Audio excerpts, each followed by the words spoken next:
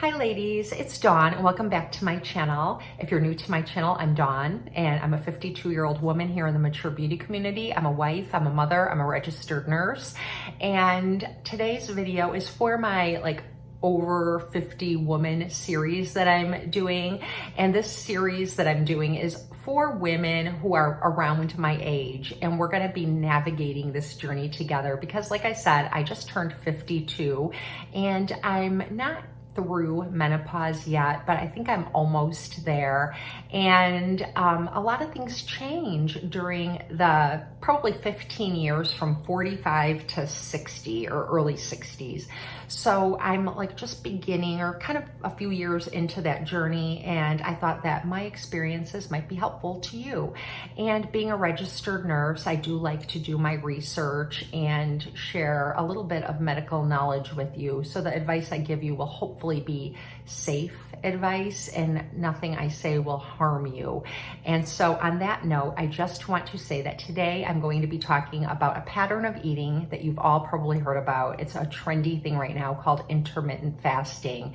So prior to taking any advice that I give you, please speak to your healthcare practitioner, your doctor, your nurse practitioner, whoever takes care of you and does your blood work and measures you and weighs you and really knows your body prior to starting any kind of new routine in your diet and exercise. I can't emphasize that enough. You talk to your doctor or nurse or whoever takes care of you about what I'm sharing with you and they say, no, that's not good for you. Listen to them, not me. I'm just going to share with you what's been helpful for me keeping weight off my 52-year-old body. Like I said, I'm mostly through menopause. I haven't made it that complete year without a cycle, but I've gotten really close. So I'm actually 10 months now without a cycle, and I did that before and then had a cycle, so then it brings you back to the drawing board. But your body changes a lot when you're in your late 40s to your early 60s. At some point in there, just about all of us will go through menopause, just like if you're between the ages of 11 and 17, you're going to go through puberty. You know, nobody gets through life really without it unless you have some sort of medical condition. And so now on the other end of that, we all will eventually go through menopause, some earlier than others, some later than others, but it's going to get us. And there are things that happen to us. And one of those things is that our body composition changes.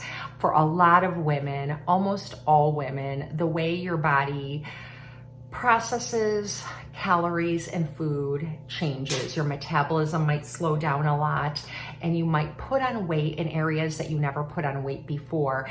And there is a typical kind of weight gain pattern that post-menopausal women get, not all of us, but what it is sort of that boxy shape where you put on weight in your shoulders, your upper back, here around your breasts, in your torso. And so you sort of take on that shape of kind of like a boxier shape with maybe a little gut, depending, and maybe a flatter behind, depending, and then thinner legs. And I think you all know that body shape that we can all get. Nothing's wrong with it. If you're healthy and you're able to exercise, hike, enjoy your life, nothing's wrong with that.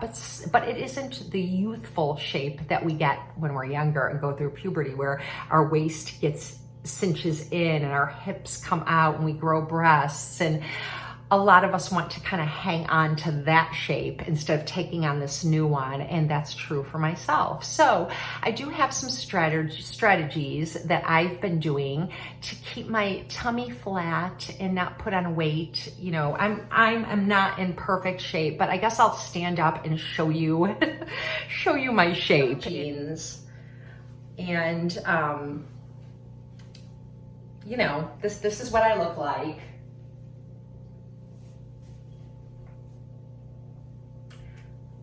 And I am almost 5'8". I'm about 5'7.25" actually. I round it up to 5'8", and I weigh about 130 pounds.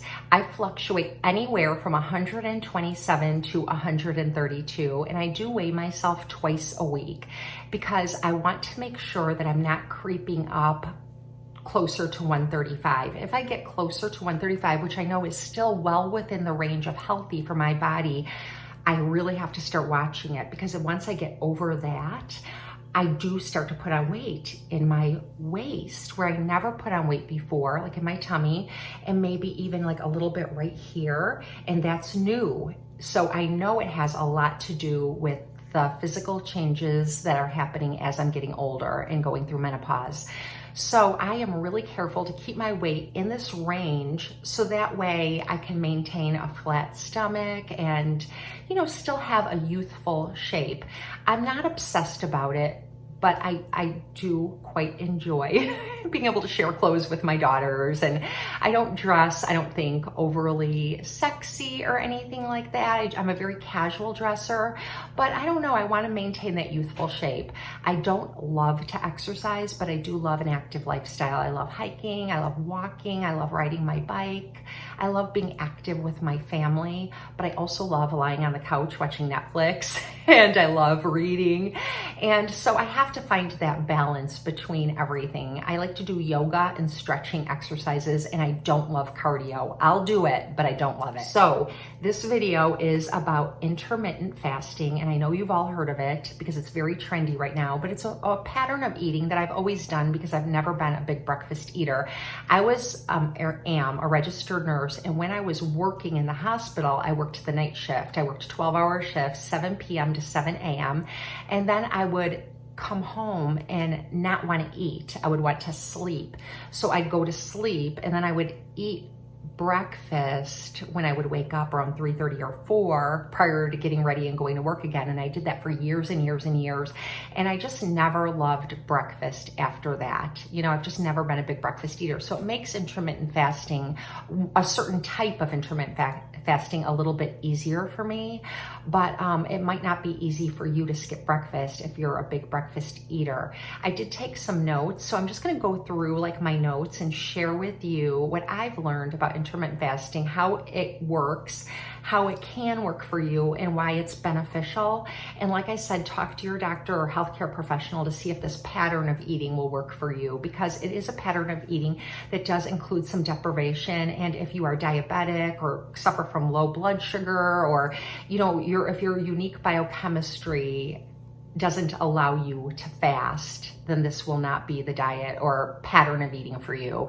They call it a pattern of eating and not a diet, and I'll explain more. So 2 reasons why I really like intermittent fasting is because it does suit my lifestyle, in that I'm not a big breakfast eater. I don't like to eat a lot in the morning, and I can easily make it to at least 1:30 in the afternoon before I start to really feel hungry. So that suits my lifestyle. So it helps me to keep weight off during that time of fasting. You know, because I am not dieting and I'm not trying to lose weight, I'm just trying to maintain my weight. You can kind of slip into ketosis, you know, if you don't have a lot of carbs on board and during that fasting period. And if you slip into ketosis, your body will burn body fat. So that's a good thing in my eyes, because if I do start to overdo it one day, I know that during the fasting period the next day, I might get into ketosis for a little bit. Not long. I don't like to be in ketosis, and I'm not into the keto diet or anything like that. But being in ketosis does help burn body fat, and it does kind of help simplify your lifestyle. So if I have to get up and get going with my day, I'm not someone who needs to eat a breakfast in order to function, so I can get up and just get going. So what I like to do is have something without calories in the morning. I typically like to drink black coffee.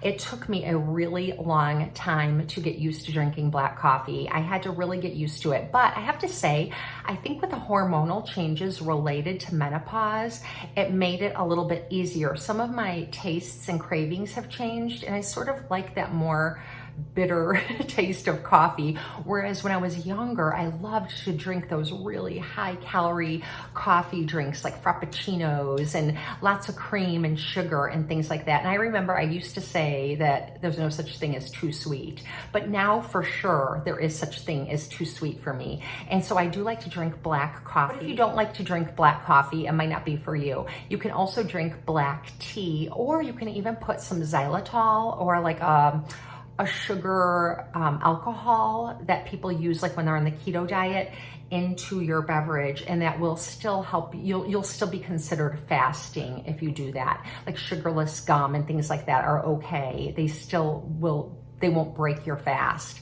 So the other thing is lemon water. And I think that black tea, and I like to drink teas that are sort of medicinal teas, and I like the slim one because it does sort of suppress your appetite. I'll link it below. I get it at Target or the grocery store. You don't have to go anywhere special for it. But I also like to drink lemon water in the morning, icy lemon water in my Jdee, and the lemon water does also kind of suppress my appetite. So those three things that I am able to drink do really help me suppress my appetite. And so that way when I do eat at like 1:30 or 2 in the afternoon, you know, I'm able to do it fairly easily. Another reason why intermittent fasting has always intrigued me is when I think about what our lives were like before we became like a first world country and there were hunters and gatherers. And what would happen is you would have periods of fasting and then periods of feasting.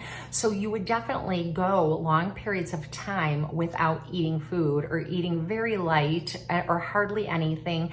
And then somebody would be able to, I don't know, catch a deer or something, and then everybody would feast.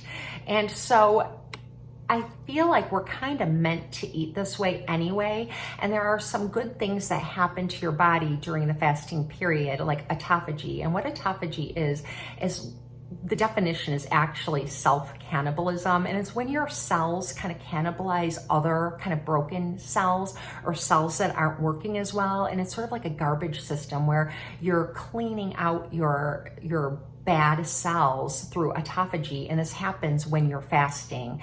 So that's a really good thing. Some scientists are studying autophagy and intermittent fasting because I hate to use the word fountain of youth, but it is like a fountain of longevity, because when autophagy happens on a really regular basis, people tend to live a longer lifespan. So autophagy is a good benefit, I think, of intermittent fasting. So the type of intermittent fasting that I do is called lean gains, and it's 16-8, where you go 16 hours without eating and 8 hours of eating. And sometimes if I am bad with what I eat and I notice I'm putting on a couple of pounds, I'll go to 18-6, where I just push it a little bit longer. But 16-8 is manageable for a lot of people who don't eat breakfast, because you could eat your dinner and not eat after 8 p.m. and then eat at noon, which is earlier than I even like to eat. And you've got your 16 hours there. And then you start eating normally during your 8-hour period. And when I say normally, you should be eating healthfully and making good choices, because when I first really was conscious of intermittent fasting, like I said, I've done it for a really long time and didn't realize I was doing it. And when I was doing it without realizing, I would eat a whole lot of crappy food during the period when I was eating. I would eat Oreos, I would eat, basically whatever my heart desired. And I was not losing weight during that time. And sometimes my weight would even creep up, because it really does still come down to calories in, calories out. And you want to make whatever it is you're eating the healthiest choice. And what I like about this type of intermittent fasting is that you can eat a plethora of foods.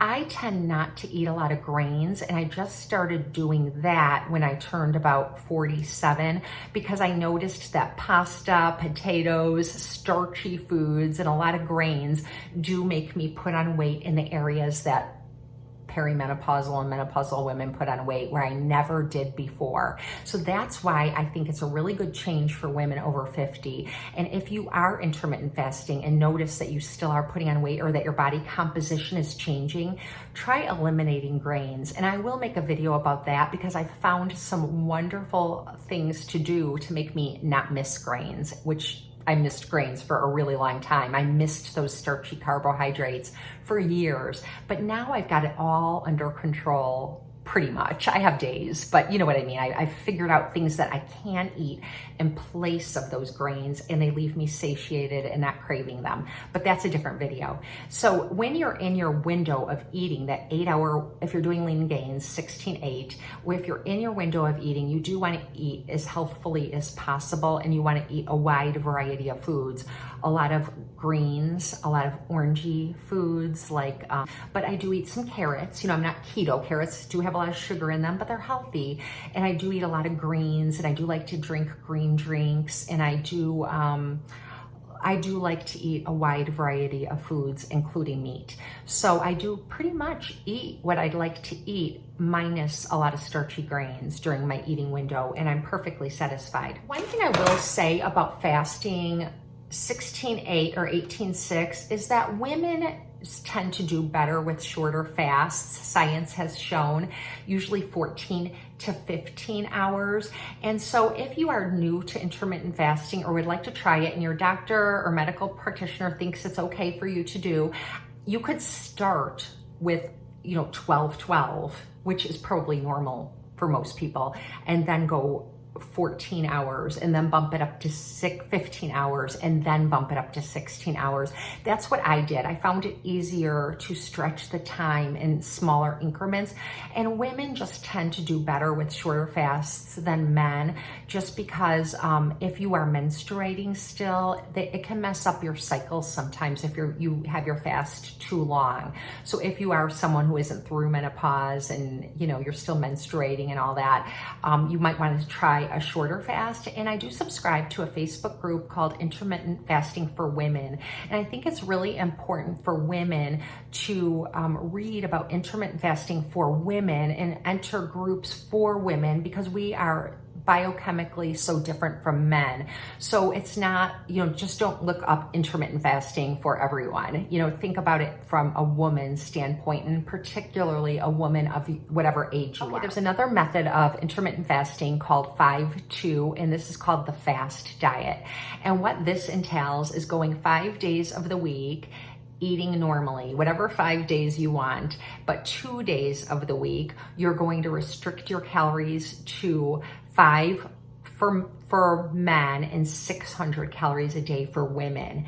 And I was not successful at this method. I tried it before, but it was really hard for me to hold myself accountable to such a small amount of calories a day, even for just those 2 days.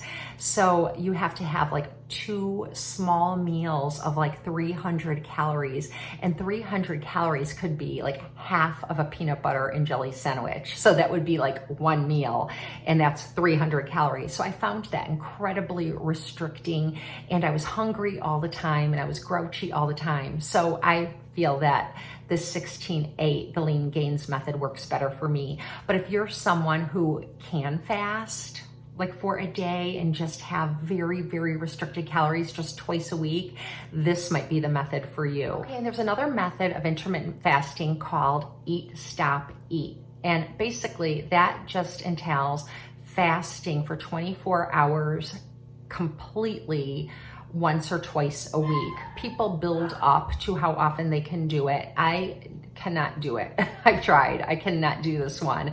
And basically you eat normally, but then once or twice a week after dinner, you stop eating completely until the next day at dinner time. So you've gone 24 hours without eating any whole foods. You do drink and stay hydrated.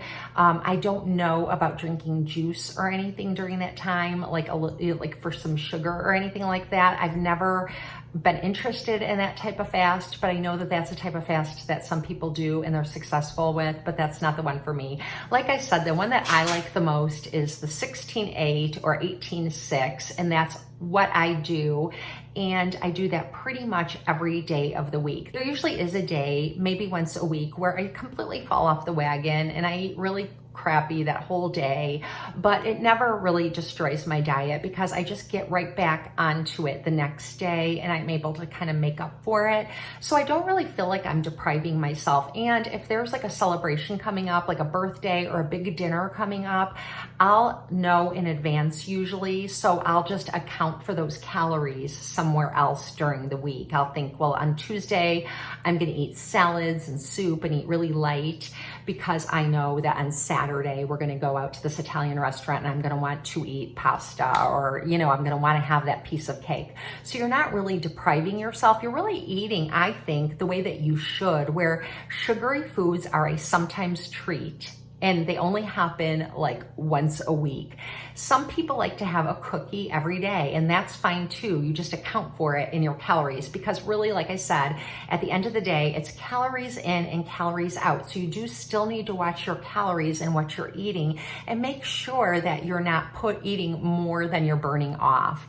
And if you are, you know, I remember there was a time where I was intermittent fasting. This is probably when I was about 47 or 48.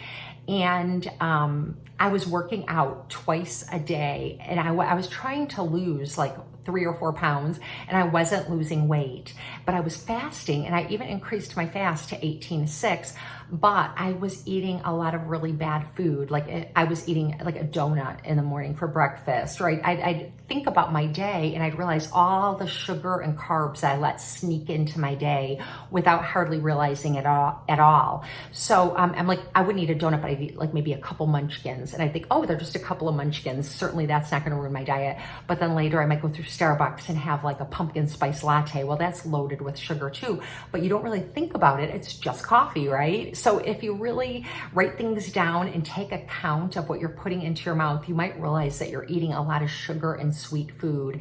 And once you notice that, you can start to strategize to start eating less and less. I never believe in doing anything cold turkey or going all in.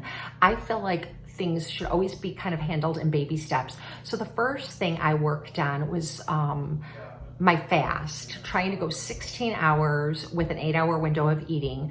And then after I could do that very easily and even go 18:6, then I started really taking into account the kinds of foods I was eating, like the types of cereals I was eating, white rice, potatoes, let me think, pasta, things that, you know, you really can put on weight very easily eating because your body processes them as sugar.